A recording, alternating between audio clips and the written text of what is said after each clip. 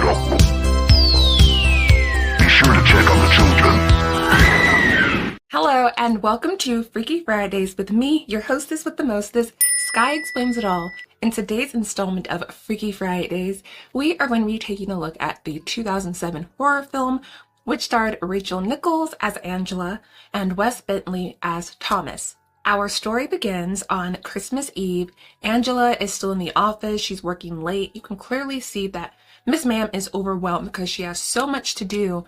On top of her work, she also has to get to her sister's place to be with her family and her nieces and all that other stuff. While she's wrapping up her work and everyone else is making their last rounds, about to head out, a man comes into her office. His name is Jim. Jim is apologizing to Angela. When he's apologizing to her, he's saying things like, "Sorry, I crossed the line. It's been a really hard year for my wife and I. I drank a little too much at the holiday party, blah, blah, blah, blah, blah, blah, blah.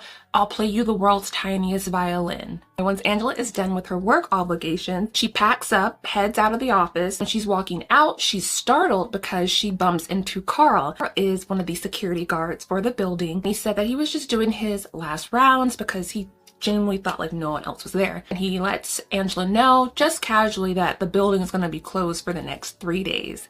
Angela makes her way down to the parking garage. She's walking over to her car. Her car won't start. And she's like, odd. So she tries to start it again. It won't start up. Car's not starting up. She goes back towards the elevators, but the door leading to the elevators to get back to the main lobby is locked.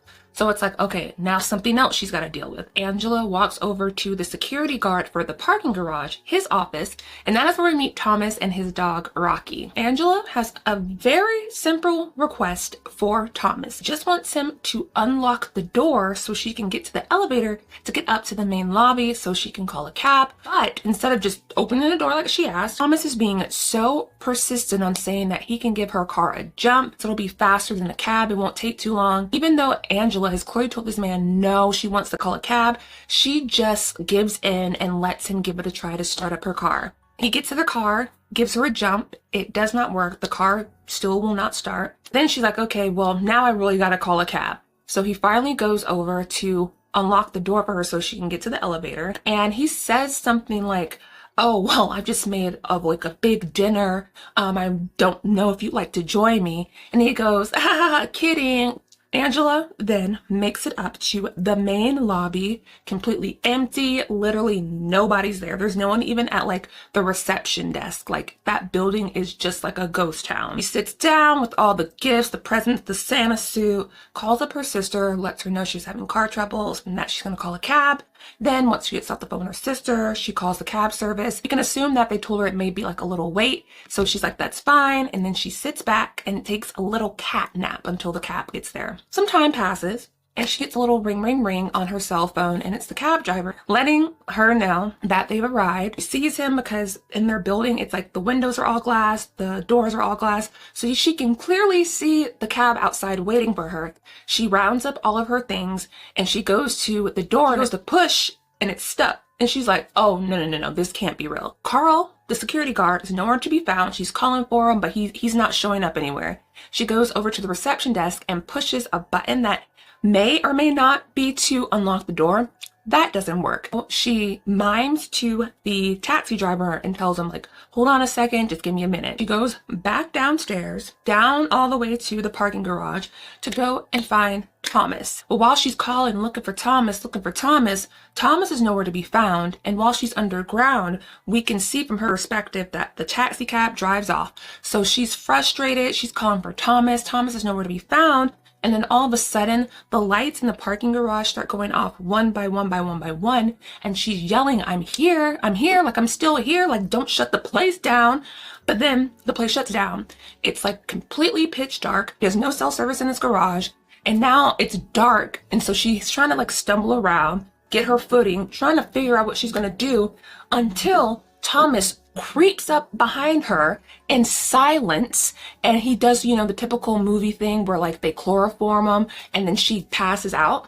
When she comes to, Angela is in completely different clothes, which means this creep had to undress her. Disgusting. This fool is over there in the Santa suit that Angela had, talking about some ho ho ho, and he has Angela chained to a chair by her ankle. Throughout the night, Thomas is basically saying things like he wants the two of them to get to know each other better, that Angela will grow to love him, like real creepy Reddit incel type vibes he's giving. This creep even knows the name of her sisters and her nieces. Like, he's clearly been stalking her for a long time.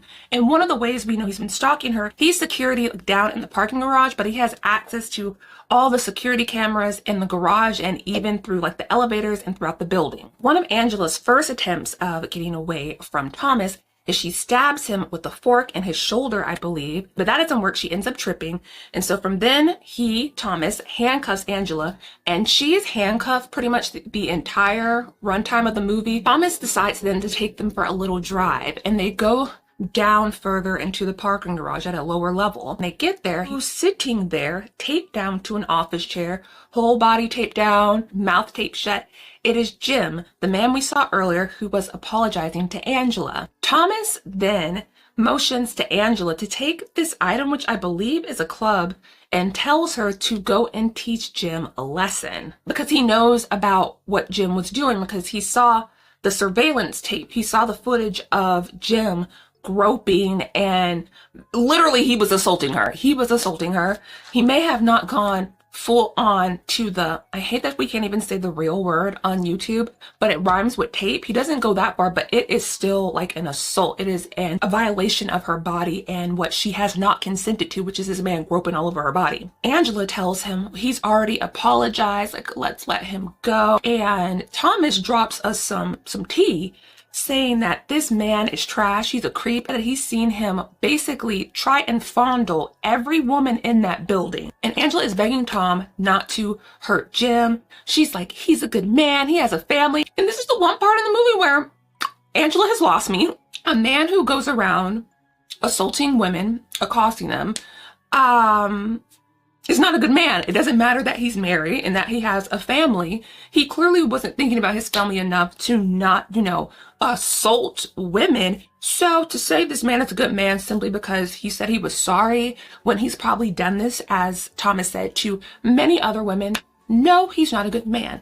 So I'm not going to say I completely agree with the steps that are taking next entirely. But I can also say that I understand. Just saying. Angela doesn't end up being the one to club him. Thomas is like, you know what? I'm going to avenge you for you. So he takes the club, he gets out of the car, and then he starts bang, bang, bang, bang, banging Jim over the head over and over again. He starts to bleed from his forehead. So once he's done clubbing him, Jim's clearly severely injured. Thomas takes it another step further, gets back into the car, and then floors it, rams Jim into the wall in the garage. And when Thomas backs up, Jim's intestines are literally pouring out like a glass of water or something. Like, fortunately for Jim, he survived that. He's still alive. So Thomas then proceeds to go ram him over until he dies and has his skull crushed in, essentially. So Jim is out, he's gone. And how do I feel about that? Maybe don't assault people. Listen, if you've done that, and if we can take Thomas for his word that he's done this, Jim, to multiple women, just what he's seen on the surveillance in an elevator in a building that would be a public space, imagine what he may do behind closed doors. So Jim dying, I feel no way. Moving on from that, once Thomas finishes off Jim, Angela is able to escape from the car. She runs off to the security office to use the phone, but when she gets there, the line is cut. So she remembers she has her cell phone in her pocketbook. But when she's trying to go over to her pocketbook, her and Rocky are literally playing tug of war with this bag. Tugging, pulling. But eventually she's able to grab the cell phone, gets out of the office, and goes to the exit and the main entrance of the parking garage. And she puts it through like the little holes in through the grates, but she drops the phone. That's the only place where she could get even like a little signal. But she was able to dial 911, and she says into the phone, like across in between her and the gate, she says that if anyone can hear me, like there's a man here trying to kill me. So she's just gotta hope and pray that the call went through and that someone could actually hear her talking to the phone. At this point, Angela tries so many attempts to escape to no avail. We do discover that at some point Thomas took out Carl. So body count, we got Jim and now Carl. His death happens off screen. We don't see him actually die. We just see his body. For a split moment, it looks like there's a bit of hope for Angela when two officers show up or responding to a call that they got about a disturbance at this building. Here goes Thomas acting as if nothing bad has happened. He's like, oh, you know, it's been quiet. It's just been me and Rocky, my dog, all night. Like nothing wild is happening. And these fools literally take this man at his word. Like they did the lowest effort investigation that I've ever seen in a movie before. They come in the garage, they literally just drive around, never once get out to inspect anything. They just drive around and like, oh, yep, looks okay, and they leave. Like, what kind of police investigation is this? Like, you got a call about a disturbance, you show up, you're taking the only person here for their word, and nothing in you is like, let me look underneath the car. Let me look inside the office. No one is doing anything. They literally did nothing. They're just taking this man at his word. Like the cops in this movie, them two were so incompetent. And unfortunately for Angela, she misses them by a hair once she's able to escape from her trunk of her car with a crowbar that she finds, because that's where Thomas, you know, stashed her while the cops were gone. So the cops are gone, and there is creep Thomas standing there with Rocky, and he lets Rocky like off the leash and like sicks him on her. Angela is sprinting away. She's sprinting, she's trying to do her best flojo because the dog has gone 𝐤𝐲, and she's able to take refuge into a car in the garage after she busts the window open. And she's sitting back, aware of her surroundings, wondering where the dog's at, and then all of a sudden, boop, Rocky pops up. And he's gone rabid. He's going after her. He's snapping at her. If he had the chance, he would literally rip off her face. At one point, he even gets her in the leg. He gnaws right into that thing. And so Angela still has the crowbar in her hand that she used to escape earlier from the trunk. And she just rams that thing right through Rocky. Miss Ma'am had no other choice. You know, Rocky was about to tear her up for real. On one of the floors in the parking garage, it's a rental car business. Angela breaks her way in there, and there's a phone there. She finally gets the call 911, and then once it rings until, hello, our lines are busy right now. So she got put on hold. Getting put on hold by 911 is diabolical. She leaves the phone off of the hook and takes a bunch of keys from the business and is hitting the button on each car key until she finds one that's in proximity to her. She hops in there, and then she starts zooming like Fast and the Furious. Mind you, she's still handcuffed. Thomas comes out of nowhere and T-bones her. Angela's okay though. The car is still functioning, so she's able to drive off in the garage. Both of them are facing each other at opposite ends of the garage. And what happens is a game of chicken.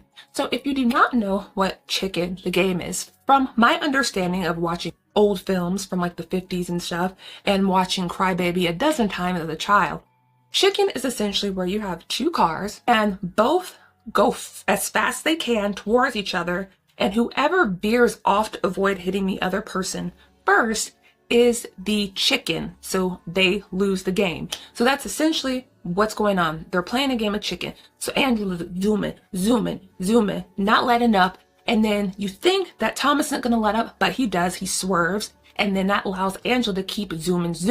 So it's like, oh, Miss Ma'am is scot-free.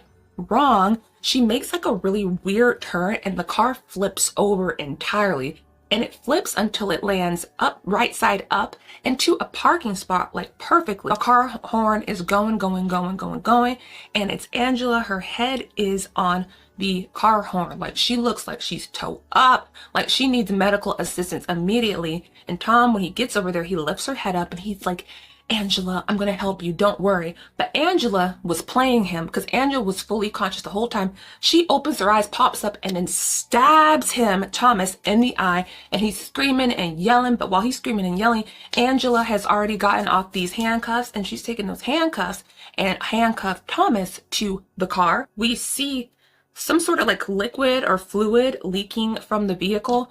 I don't know if that's gasoline, whatever kind of car fluids leak. I don't really know much about cars, but some sort of fluid leaking from the car. Not a good thing, more than likely highly flammable. Angela takes the taser from Thomas and she starts walking away. Thomas is saying, I'm always alone and no one ever wants to be friends with me and I'm always by myself. Angela's just been ignoring him now, making her way to the exit because she got the keys, gonna leave him there until this man is gonna yell at Angela, you stupid effing, see you next Tuesday. And Angela turns that head around and she's like, oh, I was gonna let you live. Like literally, I was gonna let you live. I was gonna let the popo handle you, but you wanted to talk slick. You wanted to talk greasy. You wanted to talk like you were still in charge. So she takes that little taser, hits that fluid and light it up, light it up, light it up. He's on fire, literally on fire. Angela is finally able to leave the garage. She has the key. The gate goes up. She's stumbling out because remember, she got bit by Rocky. And as she's walking on the sidewalk and we see the lights of like a fire truck, an ambulance approaching her, and the screen goes black, and we hear a man ask her, is she okay? And that's P2. This movie had me in a chokehold in my like teen years. P2 was released November 9th, 2007. However, I clearly remember before our family moved up north, we lived in Florida. And I remember watching P2 at our old house before we even moved up north to our new place. So when I looked it up, I'm like, how did I see this before everybody else? So I went to Google to see when did the P2 movie finish filming. And it said that it finished filming in August late 2006, which I am confusion entirely. I don't know if it's some weird Mandela effect going on because my mom may or may not have back in the day drive down to the flea market and stuff to get her hair and her nails done in Florida to Miami. And y'all know, if you're black, you know, the man who walks around with the suitcase, he may or may not sell things, and we may or may not have gotten some of those things, and we would be able to watch movies and whatnot. May or may not have, I don't know. I don't know if my memory's off, but I clearly remember watching P2 at our old house in the theater room, because that's where I would always watch the movies, in the theater room. So I don't know if I've shifted realities or something, but I clearly remember watching this movie when I was still like in 8th grade. I don't know what that means. I don't know if I'm just remembering incorrectly, but I clearly remember watching this in the theater room at my old house. So according to Google, that would not be possible. But based on what I remember, listen, I'm not even going to try to explain the phenomenon. Y'all do with that what you will. If you like the movie Panic Room, or if you like the movie The Descent, I think that you will enjoy this movie very much. Like I said, the only part where y'all lose me at is trying to make me feel bad for Jim. I don't. He likes to put his hands on women who don't want that. And him being a husband and a father means nothing to me. And this is a great horror movie to watch during the holiday season because it takes place on Christmas Eve. And it's a good switch up from, I'm sure if like you're someone like me, if you're watching this, I'm sure you do like horror, who watches horror movies during the holidays like Black Christmas. This one, I feel like P2 doesn't really get talked a lot about for like horror movies for Christmas. So y'all can pop this one in there for the holiday season. If you like this video, like it. If you're enjoying the content I make here, please subscribe. I would very much so love to have you here. And you guys leave it below in the comments for me. If you've ever seen this movie before, if you did you enjoy it? If you didn't see it, are you looking to watch it after seeing this video? As always, I'll have everywhere it's currently streaming listed somewhere here. So y'all can go and check that out. And thank you guys for being patient with me with the Freaky Fridays thing, because like I told y'all in my community post, I completely that week before didn't even conceptualize and realize that Thanksgiving was that week. So I was like, girl, ooh child, I misspoke. My apologies. Sorry. Thank you guys so very much for watching. And until next time, I have to return some videotapes. Bye guys.